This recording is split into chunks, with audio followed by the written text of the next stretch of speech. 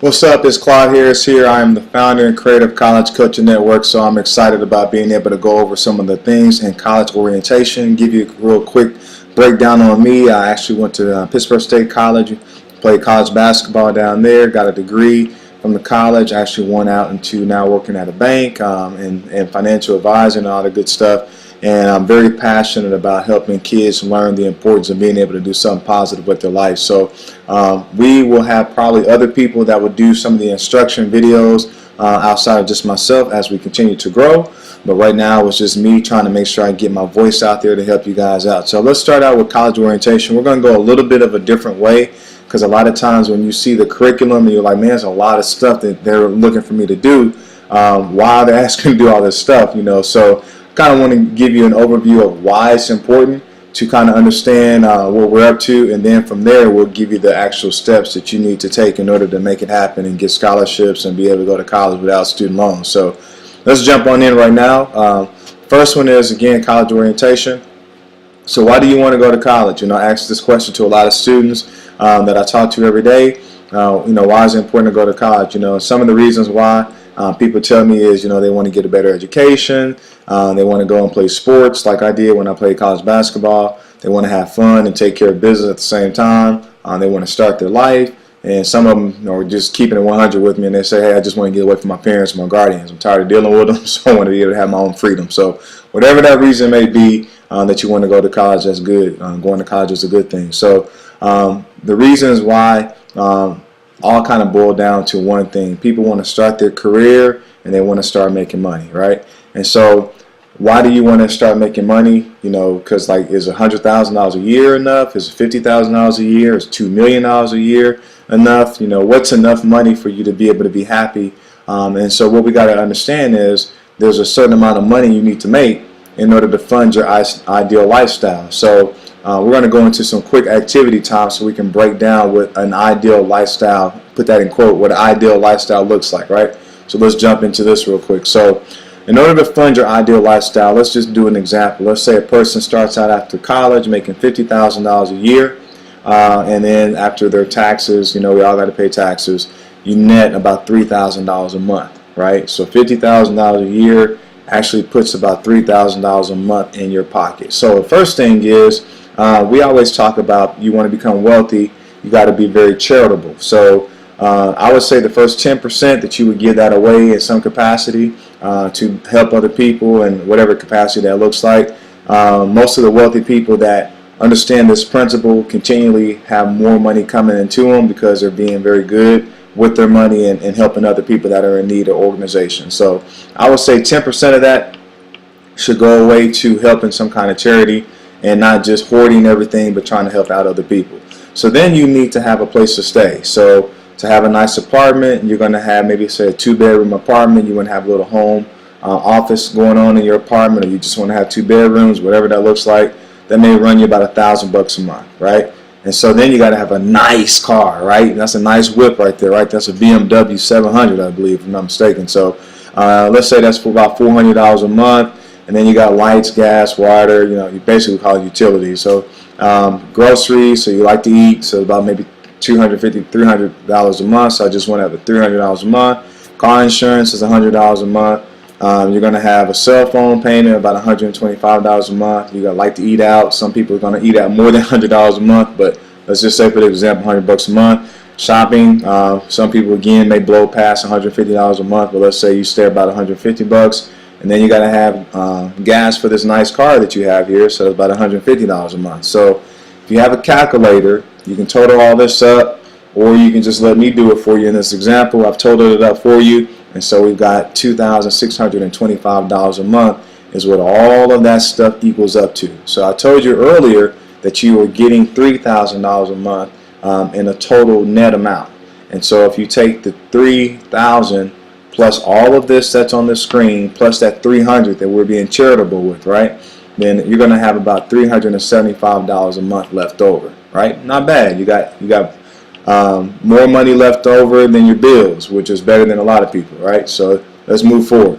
You're missing possibly one major expense, which is what? Student loans. And so the average person that graduates from college with their undergraduate degree it's probably around about $40,000 in student loans, which is about $424 a month, which is nothing to play around with, right? It'd take you about 10 years to pay that amount of money back. And so let's just look now with this $424 added to this budget. So you got everything else that we talked about, lights, gas, water, and all that, groceries, car insurance, cell phone, eating out, shopping, gas for the car. But now all of these expenses equal about $3,049.50, no, $3,049 a month, and you only have about $3,000. So you're really about $49 a month in the hole. You have no money left over. You're basically broke, right? So my question to you is, a lot of times when people see this, and if any of these categories are a little bit higher than what I quoted, then you got to make a tough decision. And if your student loans are over $40,000, which is easy, I mean, you can go to college for 5 years and have $10,000 or $12,000 a year in student loans, and you're already past $40,000. So I'm trying to get you to see this, because first thing is, if you have these student loans, it's going to make some kind of impact on your lifestyle. And you're going to have to make a decision, unfortunately, on which one of these do I want to take off of my lifestyle. I mean, what do you want to give up? I mean, I'm looking at the list. I don't want to give up my lights, gas, water, electric. I mean, you can't give that up. I got to eat, so I don't want to give up groceries. I need insurance on my car. I definitely need my cell phone. I like to eat, go out to eat occasionally. I don't want to stop shopping, and I need gas for my car. I mean, really none of these in here you really want to give up. And I don't even have anything in here for cable, or if you want to get the NBA package or the NFL package or whatever that is, right? So if you like to go to concerts. So I'm telling you guys, being able to avoid having student loans is a major thing when it comes to being able to have the ideal lifestyle that you deserve to have after you graduate from college. So let's go through, because unfortunately we have to make decisions about our future at a young age, even though you don't understand the impact of these decisions. So it's my job to kind of get you to see what your future looks like, and maybe you can make a better decision. So let's go through.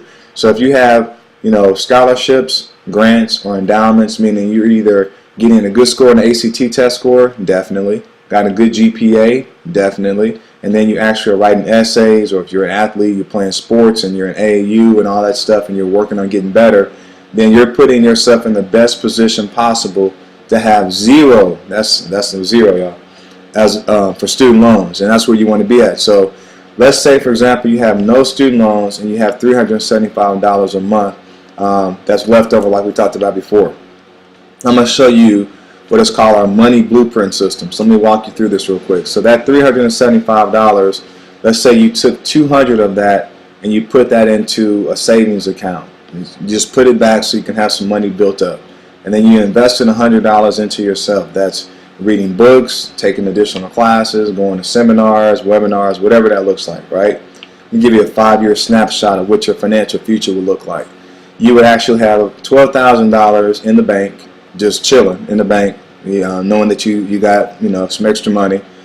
And because you went to because you read books, went to classes, seminars, webinars, and you made yourself better in your career, you actually got an increase, or they gave you a raise or whatever, of about 25%. We noticed that people that actually continually work on their self, more than just going to work and then coming home and watching TV and then doing it all over again, but people that actually take a little bit more time to develop themselves as leaders, they actually get raises, promotions, new job creations are done for these kind of people. And so let's say that happened for you and you got $12,500 more a year.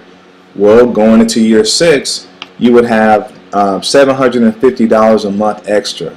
So now every time you get extra money, you can beef up how much money you save, beef up how much money you invest in yourself, and as time goes on, you will notice that you're getting wealthier and wealthier and wealthier.